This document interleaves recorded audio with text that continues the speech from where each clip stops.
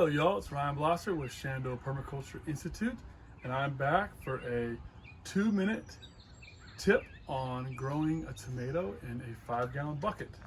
So earlier in spring I did an experiment with growing lettuce in a bin from Lowe's, and that was quite successful, and I've done the same with one 5-gallon bucket. So the rule of thumb is using the recipe for potting soil I gave you.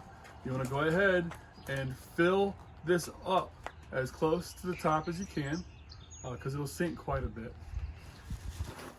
With your tomato in your bucket, what's essential is making sure you get your nutrients in there. So it's essential with the nutrients in your mix. You cannot forget those. You can get away with it a little bit with lettuce, but with tomatoes, they're going to want to feed, so you want to make sure you get them in there. I use a little bit of fish bone meal and a little bit of kelp meal as well.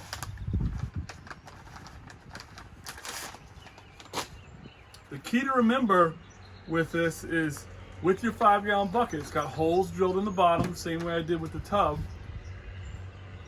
It's going to drain fast and it's going to leach nutrients. So it's not the ideal way to grow tomatoes.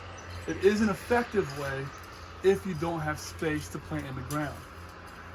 So you get your nutrients in. Next, you're going to want to plant it.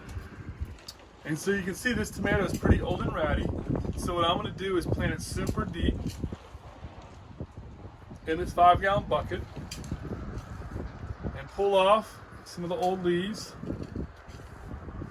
I'll leave those top ones on there until we get a fresh new batch coming up the top. And I'll put my stake in. This stake is not going to cut it. I really should have a much larger stake. What I'm probably going to do with this bucket is I'll put it on the south side of the shed area I'm in right now, and I'll use a string from the top of the shed and grow this up as a vine like I do in my high tunnel systems. But I want to encourage you, if you don't have space, to go ahead and plant your tomato, 1 tomato per 5-gallon bucket, with your nice potting soil that I gave you the recipe for. And remember, every couple weeks just to add a little bit of kelp meal, because you're going to be leaching nutrients out of this bucket as you water it and as the tomato feeds. But you do that and you're going to have some good tomato production out of this one little plant, this 5-gallon bucket.